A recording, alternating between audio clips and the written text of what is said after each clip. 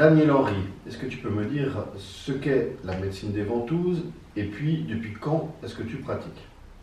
J'ai posé ma première ventouse lorsque j'étais étudiant en 1966. Et depuis, j'ai continué à faire des recherches à travers mes 3 disciplines thérapeutiques médicales que je pratique, à savoir la kinésithérapie, l'ostéopathie et la médecine traditionnelle chinoise. Pendant mes 47 années d'exercice libéral et hospitalier, je n'ai cessé de réactualiser la technique des ventouses à nos pratiques de soins contemporains pour crédibiliser, valider celle-ci et ne pas la laisser dans l'ignorance où elle était restée d'une façon tout à fait regrettable. Quelle est la différence entre l'ancienne pratique des ventouses, des anciens, et ta médecine des ventouses? Dans ma pratique libérale, je posais une moyenne de 40-50 ventouses par jour, toutes pathologies confondues, ce qui faisait une moyenne annuelle de 8000 ventouses posées. Donc durant mes 47 ans d'exercice, j'ai posé quelques 350 000 ventouses, toutes pathologies confondues. Et je voulais surtout réactualiser cette médecine des ventouses à nos soins contemporains. Parce que les techniques d'anciennes ventouses, comme on les posait, les ventouses en milieu familial, étaient surtout connues pour les indications de pathologies respiratoires, principalement. Il n'y avait pas de règles de codification de pose, et malgré cela, c'est certain, ils obtenaient des résultats.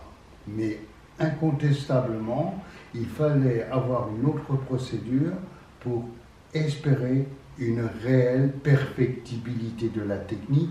Et c'est ce qui m'a occupé pendant toute ma vie professionnelle, de rendre cette technique crédible, valable par rapport à des notions de base scientifique, à savoir les références de ce que nous apprend dans nos études de professionnels de santé, l'anatomie, la physiologie, la physiopathologie, la neurophysiologie et la médecine énergétique chinoise, ce qui n'existait pas antérieurement.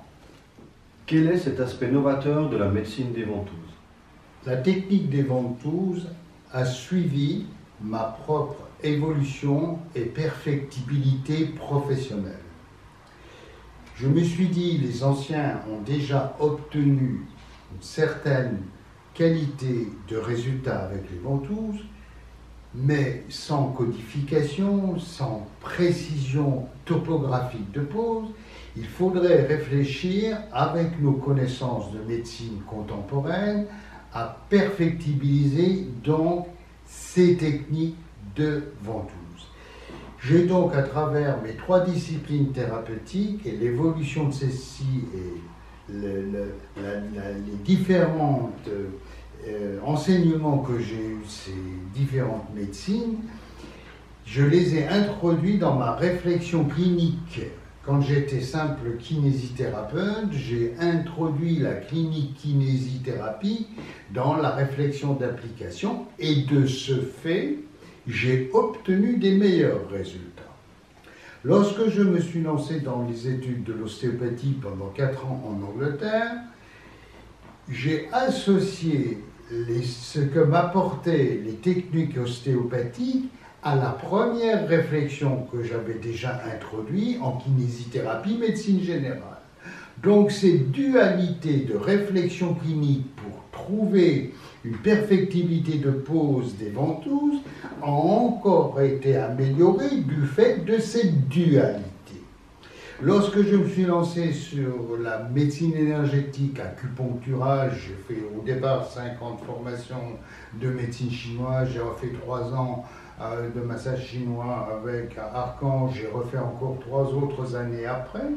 J'ai donc introduit la réflexion clinique de la médecine chinoise associée aux deux précédentes, ce qui a encore majoré la positivité des résultats par cette trilogie de réflexion clinique et qui a en fait donné naissance à la spécificité de la médecine des ventouses, qui est une résultante d'une trilogie de réflexion clinique médicale, à savoir kinésithérapie, ostéopathie et médecine traditionnelle chinoise, ce qui n'a précédemment pas d'antériorité et qui permet réellement d'apporter cette technique à la valorisation, à la revalorisation de ce qu'elles peuvent nous apporter dans nos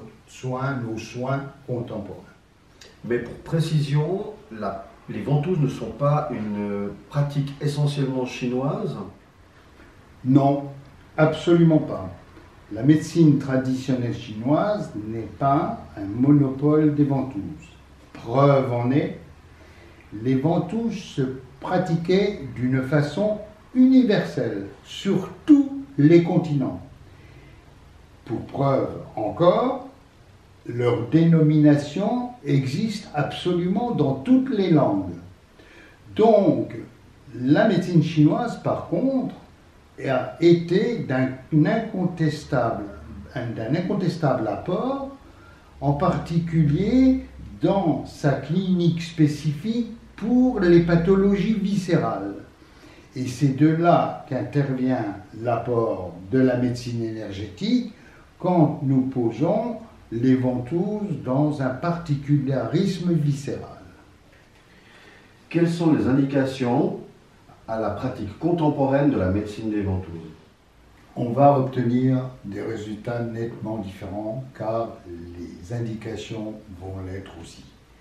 La dominante va être dans le système ostéo-articulaire, c'est-à-dire toute la pathologie rhumatismale, telle que les lumbagos, les épicondylites, les périarthrites d'épaule, les lombosciatiques, les migraines, donc toute cette pathologie ostéo-articulaire, et ainsi que toute la pathologie de la médecine du sport, dont on a pu goûter certains avantages médiatiques lors des Jeux Olympiques de Rio, avec l'apparition des sportifs américains et asiatiques, mais surtout américains, les nageurs Michael Phelps, qui utilisaient les ventouses.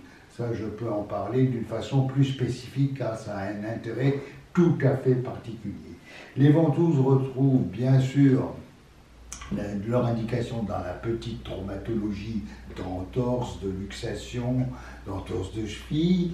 Elles trouvent leur indication ancestrale dans la pathologie respiratoire. Nous avons apporté une précision thérapeutique de codification pour que ce soit plus perfectible, mais elles retrouvent leurs anciennes indications.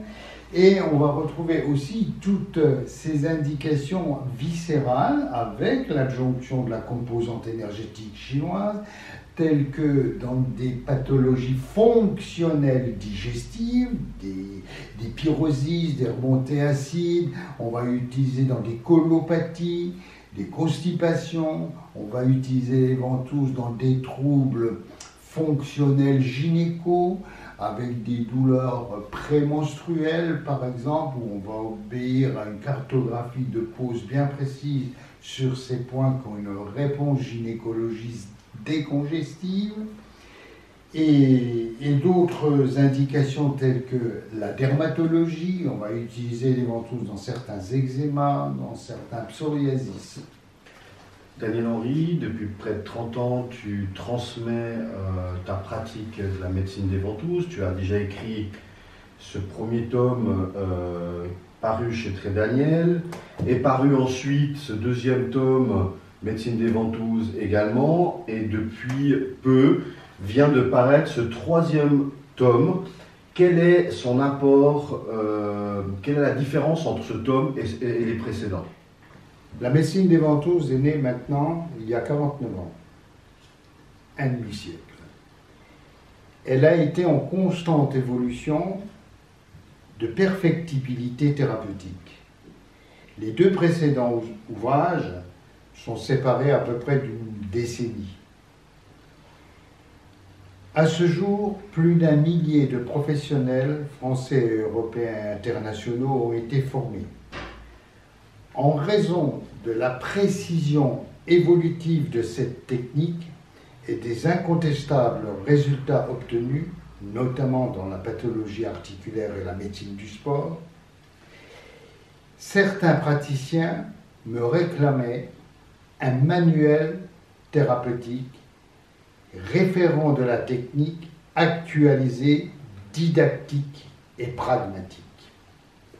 Ce troisième livre, avec quelques 400 visuels, pathologie par pathologie, où il y a un rappel clinique à chaque fois de la pathologie concernée et où il y a la topographie du résultat de pose anatomique des ventouses concernant la dite pathologie, décrite avec précision en visuel, répond à la demande rémanente faite par les praticiens pour appliquer ça eux-mêmes dans leur cabinet avec la perfectibilité que j'ai essayé d'acquérir en un demi-siècle de pratique.